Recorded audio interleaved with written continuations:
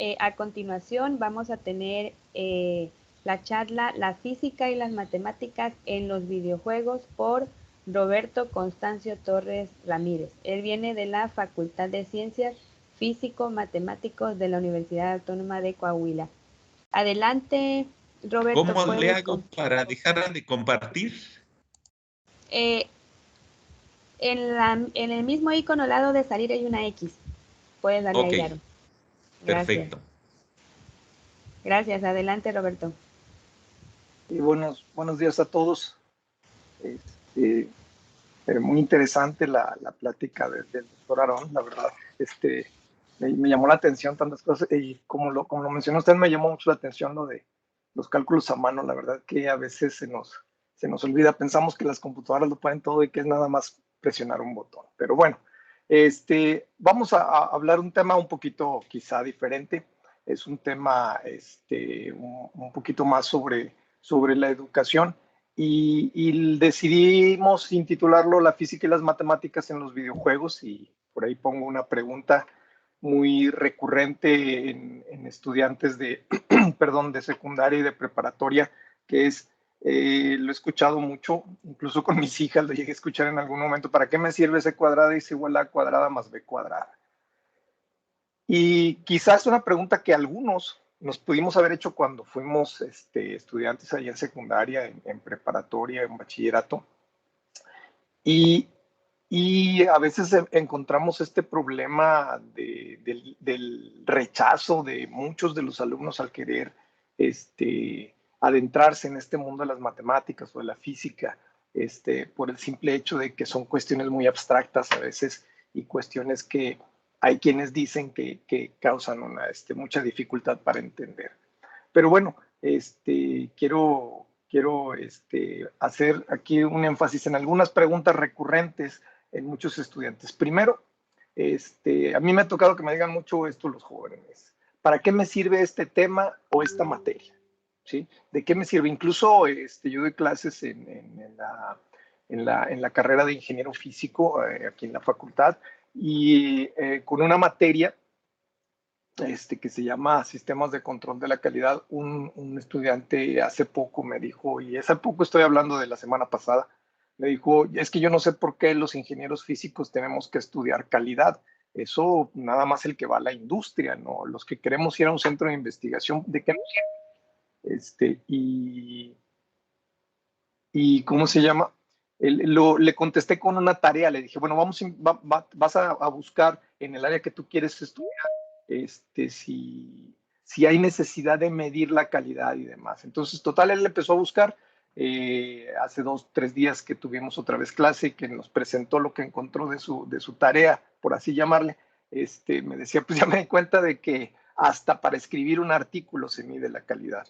Entonces yo le decía: sí, lo único es que a veces vamos encuadrando las cosas. Y me dijo después, y bueno, ahora sí ya sé por qué, ya me interesa la materia, ¿no? Porque él decía que había entrado por desinterés, y porque decía: es para llenar un hueco ahí en la currícula de la carrera.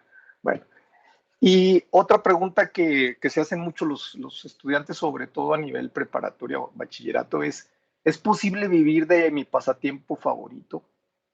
Esto lo digo por un pequeño estudio, muy, muy pequeño. No podemos decir que es concluyente porque fue en muy pocos estudiantes, pero esta es una pregunta muy recurrente en ellos.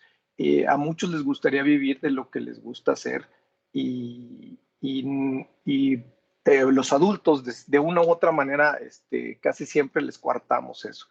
Y pues no me dejarán mentir muchos de mis compañeros aquí presentes: muchos de nosotros lo que hacemos realmente es muy divertido, realmente es muy reconfortante, y podemos decir que hasta nos pagan por hacer lo que nos gusta hacer, ¿no? Pero también hay preguntas de algunos profesores, maestros, recurrentes. Una de ellas, y la he visto también con compañeros maestros: ¿por qué no entienden la importancia de la física o las matemáticas?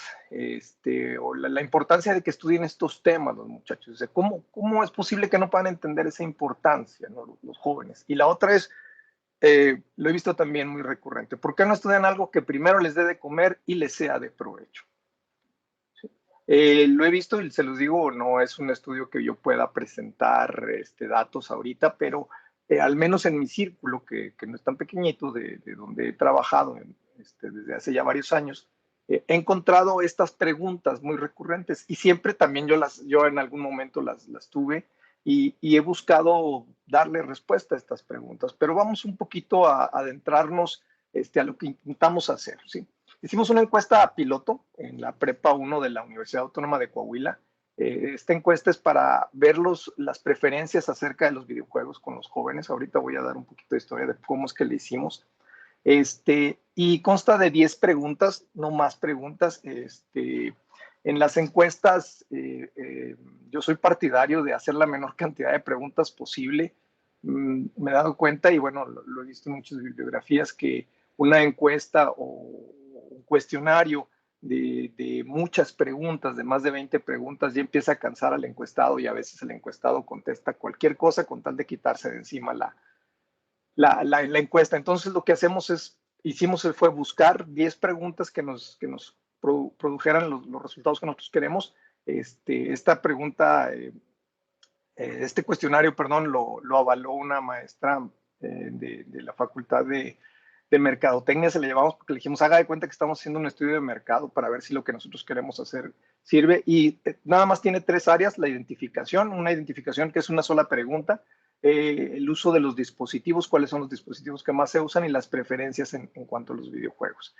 Las preguntas son las siguientes, ¿no? La colonia donde vive el joven. Esto es para poder más o menos ubicar los entornos socioeconómicos de los diferentes estudiantes. Si juega o no juega videojuegos. Esto es la segunda pregunta. ¿Por qué? Porque con esta pregunta le decimos, si no juegas videojuegos, pues ya regresa la encuesta en blanco todo lo demás, porque pues ya las siguientes preguntas no aplican para ti. Y también aquí podemos saber qué tanto porcentaje de estudiantes utiliza los videojuegos, el tipo de dispositivo, qué tipo o género de videojuegos son los que más les interesan, qué es lo que le interesa en un videojuego, cuántos juegos o videojuegos tiene descargados en su consola, en su tablet, en su laptop, en su computadora o en su celular, cuál es el juego que más le atrae la atención. Y esta es importante, la número 8. ¿Conoces el término juego educativo? Y bueno, como control lo que hicimos fue, en caso de que sí conozca el término, pues que nos mencionara algún juego que conociera. ¿Qué opinas de los juegos educativos? ¿Me interesan? ¿No me interesan? ¿No me interesan para nada o me interesan poco? ¿Te agradan los juegos que se asemejan a la vida real? Y algunos resultados que, como lo menciono y lo quiero ser patente, no son concluyentes porque solo fueron pocos estudiantes. No son concluyentes para poder decir todos los estudiantes hacen esto. Al menos los de la Prepa 1 están en este encuadre, ¿sí? Se encuestaron a 200 estudiantes de primer semestre de nivel bachillerato. Cerca del 90% de los jóvenes juegan videojuegos, un poquito más, un poquito menos de 90%, más o menos por ahí juegan videojuegos o han jugado un videojuego alguna vez en su vida, ¿sí? De ellos, el 63.5% prefiere utilizar su teléfono móvil o inteligente para jugar. El 67% prefieren los videojuegos de acción. Estamos hablando de que ahorita uno de los videojuegos más utilizados es el Fortnite. Es el que más utilizan los jóvenes de esas edades. Ya más grandes utilizan otros juegos de acción y de roles, como pueden ser el Call of Duty y uno muy famoso por durante muchos años que se llama Halo. El 71% tiene de 1 a 2 juegos en sus dispositivos, pues ya sea celular, computadora, tablet o consola. Y más del 50% de los videojuegos, más del 50% de los jóvenes encuestados ha escuchado el término juegos educativos. Lo que sí es que no todos los han utilizado, y menos del 20% de los jóvenes encuestados muestra interés por este tipo de juegos. En unas pláticas que tuvimos con estudiantes de algunas preparatorias, no nada más de la preparatoria 1 de la universidad, la reacción que yo veía al mencionarles que íbamos a usar un juego educativo era casi siempre de reticencia, un poquito de rechazo. No entiendo yo la razón todavía de por qué al escuchar la palabra juego educativo, como que ya los muchachos lo empiezan a descartar sin conocerlo, obviamente. Casi el 90% de los estudiantes les gustan los videojuegos que tengan elementos que se asemejen a la vida real. Estoy hablando de videojuegos como el FIFA, el Madden, el Fórmula 1, obviamente el Call of Duty y cosas como esas, ¿no? Lo contrastamos un poquito con los resultados de la encuesta Enduti, perdón, 2020, esta encuesta nacional de disponibilidad y uso de las tecnologías en los hogares del INEGI no nos habla precisamente sobre videojuegos, pero sí nos habla sobre cómo es que la mayoría de las zonas urbanas en México tienen el acceso y cuentan con dispositivos para ello. Como todos sabemos, el 2020 fue un año muy, bueno, estos años han sido, el 2020 y lo que llevamos del 21 han sido unos años muy especiales por la cuestión de la pandemia del virus del COVID. Se han incrementado, obviamente, el uso de Internet, se han incrementado los servicios, se han incrementado la demanda de situaciones vía remota, como es el caso de este foro, ¿no? Que lo estamos teniendo de manera remota. Y entonces eso nos arroja algunos resultados, ¿sí? El 93% de los hogares tiene de 1 a 4 teléfonos inteligentes o smartphone, ¿sí? Nos damos cuenta que entonces una buena cantidad de la población tiene acceso a teléfonos inteligentes o teléfonos celulares, como los conocemos hoy en día. El 45% de los hogares cuenta con computadoras, ya sea portátiles o de escritorio. El 72% de los encuestados son usuarios de Internet. Quiere decir que tenemos una cobertura relativamente alta aquí. Esta es una cobertura a nivel nacional aquí en México. De ese 50%, el 60% tiene conexión móvil a datos. De este 45%, más bien dicho, aquí me equivoqué al poner de ese 50%, una disculpa, tienen conexión a móvil, datos celular, y el 39% una conexión fija. ¿Qué quiere decir aquí? Que bueno, actualmente, al día de hoy, hay muchas personas que tienen acceso al Internet y a las conexiones. ¿Por qué? Porque, bueno, esta encuesta que hicimos, tengo que aclarar, la hicimos en 2017. Al día de hoy, los juegos que más famosos se han vuelto, como mencionaba, el Fortnite, que es el que juegan más los estudiantes de secundaria, preparatoria, bachillerato. Es un juego donde les llama la atención estar conectados en Internet y se conectan entre amigos o incluso con gentes que no son del mismo país, y ahí tienen unos intercambios interesantes en su manera de socializar de los jóvenes utilizando estos. Bueno, del uso de Internet, esta gráfica también la tomé ahí del Enduti. La gran mayoría utiliza las conexiones de Internet. En el 2019 el 91% y en el 2020 el 88.8% de las personas que tienen conexión la utilizan para entretenimiento.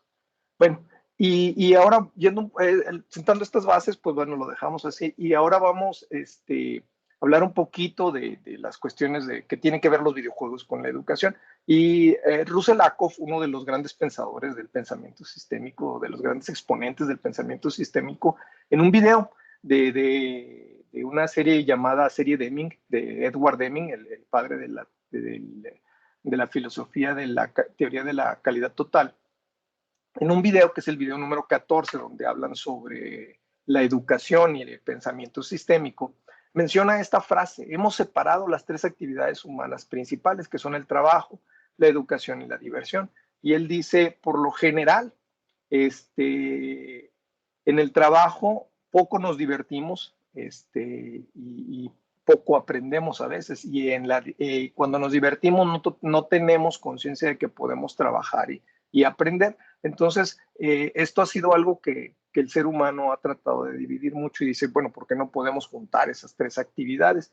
Que muchos de los compañeros que están aquí me podrán decir, no, pues en donde yo trabajo sí me divierto mucho y también aprendo bastante, ¿no? Pero en muchas otras áreas del conocimiento o en muchas otras áreas del desarrollo humano sí se separan estas cosas. Tratando de dar un poquito de respuesta a la pregunta que ponía yo al principio de los jóvenes, ¿para qué me sirve este tema o materia? David Ausubel, en su teoría del aprendizaje significativo, nos dice lo siguiente, ¿no? El alumno adquiere el conocimiento cuando lo relaciona con su propia realidad y contexto. Muchos temas de matemáticas son muy abstractos.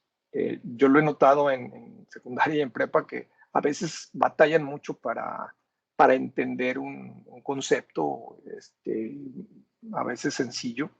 Y como no es así, como no pueden retenerlo tan fácilmente, lo que hacen es, se lo aprenden de memoria para los exámenes, pasan el examen y después uno les pregunta, y me ha tocado que en la universidad haya alumnos que me digan, es que yo no recuerdo jamás en la vida haber visto ese tema, ¿no? Porque pues simplemente lo que hicieron fue memorizar en ese momento para cumplir el requisito de aprobar el examen y se acabó, ¿sí? Y para apropiarse del conocimiento, uno tiene que relacionarlo con la realidad y con el contexto, poder entenderlo y poder entender su importancia, si no va a ser conocimiento que se va a disolver, por así llamarlo, ¿sí? Y hace poquito, no sé si conocen esas pláticas que se llaman TED Talks, Tom Sheffield nos dice en su plática de las 7 maneras en que los videojuegos recompensan al cerebro esto, ¿no? Que se pasa más tiempo y se gasta mucho dinero en los videojuegos en busca de cosas imaginarias. Este videojuego nuevo, el Fortnite, bueno, ahorita nuevo, pero el Fortnite, que lo he mencionado varias veces porque es uno de los que más se utiliza por los jóvenes, causa furor entre los jovencitos. Hace el año pasado, nada más porque iban a liberar lo que ellos le llaman un skin, hicieron unos transmisiones directas y fue tanto que saturaron varios servidores, ¿no? A nivel mundial por estarlo presentando. Entonces nos dice que, ¿y por qué es esto que sucede? Dice, los juegos están afinados para repartir premios que cautivan al cerebro y nos hacen ir por más. De hecho, los videojuegos hoy en día están hechos y están preparados para nunca terminar. Los videojuegos de los 80, los primeros videojuegos, los videojuegos de los 90 y casi principios del 2000, todos tenían un inicio y terminaban. Era una historia y que terminaba en algo, ¿sí? Y buscábamos llegar a ese último nivel y poder ganar ese gran premio. Hoy en día, Minecraft nunca termina, Call of Duty nunca termina, Fortnite nunca tiene fin. Entonces, siempre se está buscando algo más y por eso tiene cautivos a muchos jóvenes, ¿sí? Pero aquí, vámonos ahora sí de manera rápida al uso de los videojuegos en la enseñanza de las matemáticas. Aquí hay un ejemplo de una tesis de maestría en la que se utiliza un juego ya existente que es el famoso Pokémon Go o Pokémon Go, como le quieran llamar, para enseñar un poco la estadística. Esta persona lo que hace es que diseña una actividad para utilizar algo que no tiene razón de ser educativo como tal, que es el Pokémon Go. Quienes no lo conocen, no oyeron hablar de él, pues se descarga una aplicación en el celular y le va indicando en el área en la que se encuentre en su ciudad si de repente hay personajes de Pokémon y uno los tiene que atrapar, ¿no?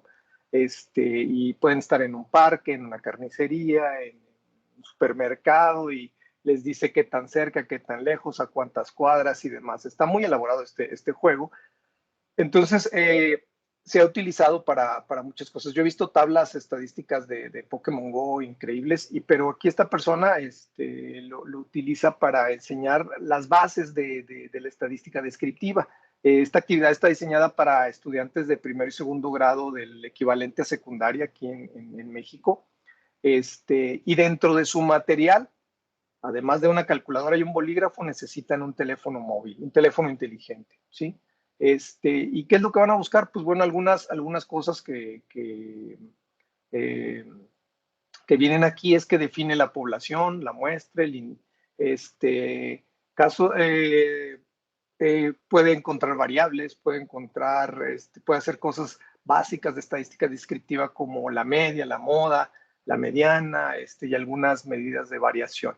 Este es ya haciendo uso de juegos existentes. Lo que reporta aquí esta persona en su estudio, del cual estoy poniendo aquí su referencia, es de que un buen porcentaje de estudiantes pudieron retener el conocimiento. Esto es lo que se resalta, que no fue nada más para un examen, que no fue nada más para un momento, sino que tiempo después, sin previo aviso, por así llamarlo, se decide ponerles hacer un examen, hacer una prueba con ellos, y la gran mayoría seguía recordando estos conceptos, ¿sí? Entonces, regresando al punto que teníamos anteriormente, pues como ya lo relacionan con algo que es en su entorno, con algo que está en su contexto, ya pueden entender el por qué hacer lo que se les está pidiendo que hagan, o tienen la necesidad de aprender ciertas cosas. No pongo toda la actividad porque es algo grande, nada más puse este pedacito que es el inicio de la actividad, no puse todo el desarrollo de la actividad. Sin embargo, sí es muy completa, está muy bien hecha, y la tesis esta es el uso pedagógico de Pokémon Go para el aula y en la enseñanza de la estadística. Lo que también es importante, que hay que resaltar, es el hecho de que el uso de estos videojuegos, al igual que el de las computadoras, como ya lo decía ahorita el maestro Aarón, no son más que un recurso, no son lo que suple a, ¿sí? Las operaciones a mano y las operaciones, los procesos, pues quien los diseña es el ser humano hasta el día de hoy, ¿sí? Todavía no hay una máquina que automáticamente empiece a diseñar sus procesos. Bueno, nosotros diseñamos un videojuego en base a lo que ya vimos ahorita, un videojuego muy pequeñito, muy sencillo, que se llamó Spocky. El nombre Spocky fue nada más por el sonido, no tiene alguna cosa especial. Y algunas generalidades, es un juego de tipo de plataforma, o sea, es decir, como el Mario Bros. Inicialmente se creó, la idea inicial era crear un videojuego para conocer la mecánica de cómo se crean los videojuegos por unos alumnos que querían dedicarse a programar para videojuegos. Durante el proceso nos dimos cuenta que para darle movimiento a Spocky, para hacer todo lo que necesitaba hacer Spocky, había muchos elementos de física y de matemáticas involucrados aquí que teníamos que considerar. No es simplemente poner un monito que camina, un monito que salta, un monito que choca con paredes o que se pesca de paredes y tal, ¿no? Había muchos, aquí pongo solo algunos elementos de los que nos dimos cuenta, y a raíz de eso fue cuando dijimos, bueno, ¿y por qué no utilizar esto para la enseñanza de las matemáticas? Y fue cuando empezamos con la encuesta y tales cosas, ¿no? Se utilizó un motor de desarrollo que se llama Unity, es un motor de desarrollo de videojuegos, y se programó en C#, ¿sí? Este motor de desarrollo de videojuegos ya tiene muchas rutinas creadas, ya no hay que hacer muchas cosas, lo cual facilita el desarrollo del videojuego. Unity, este motor se utiliza mucho para muchos de los videojuegos que los jóvenes juegan hoy en día, y se programa en C#, ¿sí? Encontramos algunas variantes que se podían hacer durante el videojuego, como es modificar el coeficiente de fricción. Esto hace que el monito o no se mueva, o batalle mucho para moverse, o se resbale completamente en el plano en el que está jugando. Jugar con las fuerzas G o con la gravedad, dependiendo de si lo incrementamos o lo decrementamos, qué pasa con un salto que da el Spocky. Cambiar el ángulo al saltar, la distancia que va a recorrer, la altura que va a alcanzar, todas esas cosas son importantes. Obviamente, decrementar la velocidad de desplazamiento, jugar empíricamente con la fuerza, es decir, le pongo más fuerza, le quito fuerza, jugar empíricamente, de hecho, con todos los elementos que están ahí, modificar para la inclinación de los planos, ¿sí? Y bueno, aquí hay un ejemplo así básico que es este es Spocky, que está tratando de pasar unos niveles, y aquí podemos ver que al caer sobre ese elemento o ese objeto que está ahí, el objeto se va hacia abajo, y los muchachos pueden preguntar, bueno, pero ¿por qué pasa o qué sucede?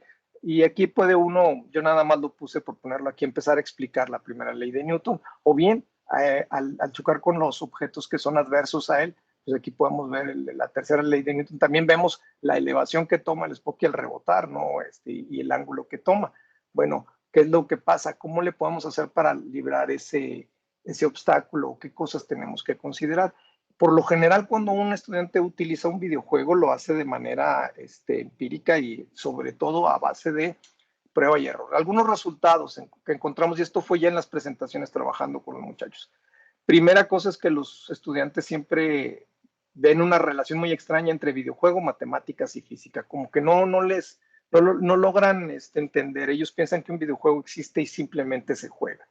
Al verse en la necesidad de modificar los parámetros, surgen preguntas tales: ¿por qué sucede eso? O sea, ¿por qué se cae el monito? ¿Por qué se va hacia arriba? ¿Por qué se resbala? ¿Por qué no se agarra? Y le dice uno, bueno, pues ponle un valor que sea adecuado, y el joven siempre dice, pero ¿cómo le hago para dar ese valor? Primero están a prueba y error, y ahí es cuando el profesor puede tomar la batuta, formalizar el conocimiento y decir, bueno, mira, esto, si tú quieres tener el valor más adecuado, pues tienes que hacer esta situación. Y luego se permite jugar nuevamente el juego. Y nos dimos cuenta de que los estudiantes se veían interesados porque el juego les está requiriendo pasar de niveles, ¿no? Entonces ellos tenían la necesidad de saber cómo hacer ciertos cálculos, entender ciertos fenómenos para poder pasar a ir avanzando durante el juego. En este mismo proceso van surgiendo nuevas dudas o necesidades, y el estudiante nuevamente vuelve a cuestionar, oiga, profe, ¿y aquí cómo le hago? Y oiga, aquí cómo yo ya voy en esta parte, pero no entiendo qué hacer aquí porque pues necesito brincar y ya moví el ángulo y ya le puse más fuerza o le quité gravedad, no sé, y empiezan a surgir cosas interesantes entre ellos. Algunas de las cosas que podemos concluir rápidamente, pues bueno, es el hecho de que el videojuego definitivamente no reemplaza al maestro, solo es una herramienta de la que nos podemos valer para despertar la necesidad de aprender. Cuando el alumno encuentra la razón de ser del concepto, está más abierto al aprendizaje. Es decir, tengo la necesidad de saberlo y pues obviamente enséñame a ver porque yo lo necesito, ese elemento. La experimentación contra la formalización ayuda mucho al aprendizaje personal. Es decir, prueba y error contra formalización. Después uno les puede hacer la pregunta, ¿qué es más fácil, chavos? Ya saber el concepto, conocer que puedo utilizar esa herramienta, o pues hazle a como dicen por ahí, como Dios te da a entender, ¿no? Los sentidos y la percepción ayudan mucho a la comprensión, sobre todo de elementos abstractos. Puede enseñar uno conjuntos, puede enseñar uno, no sé, ahorita no se me vienen así a la mente muchas ideas, pero puede enseñar uno muchas cosas que a la larga el alumno va a poder percibir dentro de su entorno. Y para nosotros los maestros nos pone en sintonía con lo que los alumnos actualmente hacen, ¿no? Y hay una infinidad de ejemplos que podemos utilizar para obviamente dar a entender los conceptos que queremos que los estudiantes tengan, que nos va a poder hacer relacionar muy fácilmente las cosas, porque le podemos decir, ¿recuerdan ustedes que en el juego pasa esto, esto? Bueno, eso se llama, y le podemos poner el concepto que nosotros queremos, ¿sí? Y pues con esos, me falta responder dos preguntas. ¿Puedo vivir de mi pasatiempo y por qué no estudias algo de provecho? Bueno, esto lo saqué precisamente ayer de esta página de Mextudia, donde se preguntan cuánto gana un desarrollador de videojuegos. Un recién egresado gana, aquí en México, gana de 10,000 a 15,000 pesos al mes, y ya los más experimentados ganan 50,000 o más al mes. Los muchachos sabrán. Claro que hay que prepararse. Hay universidades que ya tienen carrera para desarrollar videojuegos, ¿no? Y hay que prepararse. Historias de éxito conozco varias, de jóvenes que ya le diseñan a las consolas de Sony, al Xbox y demás. Y bueno, aquí dejo mis datos personales y los de la doctora Elsa, que es con la que estamos trabajando ahí en la Universidad Autónoma de Coahuila, para cualquier colaboración que quieran hacer o estamos abiertos el poder que se reproduzca esto que nosotros hicimos en alguna otra entidad de la República, y ver si poder contrastar resultados y ver qué tan semejantes o qué tan distantes están ellos. Y pues por mi parte les doy las gracias que haya sido eso. Game over. Muchas gracias, Roberto. Muy interesante tu plática.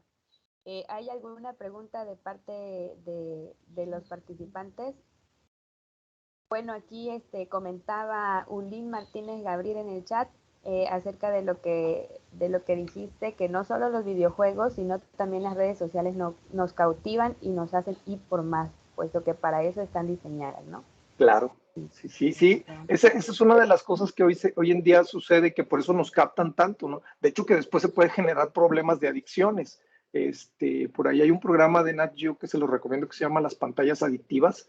Es un documental que hicieron muy interesante acerca de estos temas, ¿no? Por eso les decía yo, los videojuegos hoy en día se diseñan para no tener fin y estar queriendo más y más y más y más. Y sí, las redes sociales son eso también. Y también se pueden usar en las redes sociales para enseñar matemáticas y física. Gracias, claro que sí, tienes razón. Hay una pregunta aquí del profesor Heriberto Nájera. Adelante, profesor, por favor. Gracias. Bueno, lo que estaba mostrando, según entendí, se refiere a, digamos, en este caso particular, de lo que estábamos viendo, a enseñanza de la física. La pregunta es, digamos, si esto lo ha relacionado pues ya con las prácticas de laboratorio de física, porque una de las razones de las prácticas de laboratorio de física, pues sería más o menos la misma. Entonces, sí, si esto lo ha implementado, ¿no? Con esas prácticas de laboratorio de física, que yo creo que en particular esas prácticas deberían también de diseñarse de una manera más atractiva para los alumnos, porque yo me acuerdo que tendían a ser muy aburridas. Sí, pero definitivamente. Esas partes. Sí, fíjese que hicimos, le voy a llamar así el experimento con jóvenes en 3 preparatorias, 4, perdón, donde diseñamos una actividad para enseñar las 3 leyes de Newton y justo con el juego de Spooky. Y lo que hicimos fue esperarnos un tiempo y les pusimos un examen después de ese tiempo, creo que fueron 3 semanas, y la mayoría de los estudiantes recordaba los conceptos y recordaba muy bien el fenómeno, porque estábamos utilizando como referencia esto. Y los maestros, el resultado que me dijeron los maestros es que estaban muy complacidos porque habían batallado mucho para que los estudiantes quisieran aprender. Gracias, maestro Heriberto, por su pregunta. Gracias. Gracias. Y les dejé mis datos y estamos abiertos a cualquier participación y queremos continuar con esta situación. Sí, yo quisiera preguntar dónde puedo checar o si me pasas la referencia del uso pedagógico del Pokémon GO para la enseñanza claro de estadística, por favor. Sí, maestra, yo se lo mando, al cabo se lo puedo mandar por WhatsApp, le mando la tesis esta que le digo de maestría donde está y hay una cantidad increíble de cosas sobre Pokémon GO que se pueden hacer. Hasta el análisis de trayectorias, optimización y muchas cosas. Bueno, muchas gracias. ¿Alguna otra pregunta, comentario? Bueno, si no hay más preguntas, agradecemos a Roberto Constancio Torres Ramírez por su plática, la física y las matemáticas en los videojuegos. Muchas gracias, Roberto. Se te hará llegar tu constancia vía electrónica. Estaremos en contacto. Que tengan muy buen día a todos. Agradecemos también a todos los participantes por su asistencia y les invitamos a continuar con las actividades del foro en media hora. La plenaria 2 del doctor Luis Núñez Betancourt del CIMAT, ideales, anillos y variedades de determinantes. Por si gustan participar, los esperamos. Gracias, Roberto. Hasta luego. Gracias a ustedes. Hasta luego.